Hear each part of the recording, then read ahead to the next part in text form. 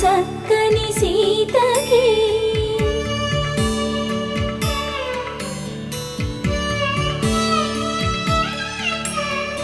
ఎర్ర జాబిలి చేయి రాముడేడని అడుగుతుంటే చూడలేదని పెదవి చెప్పే చెప్పలేమని కనులు చెప్పే నల్ల పూసై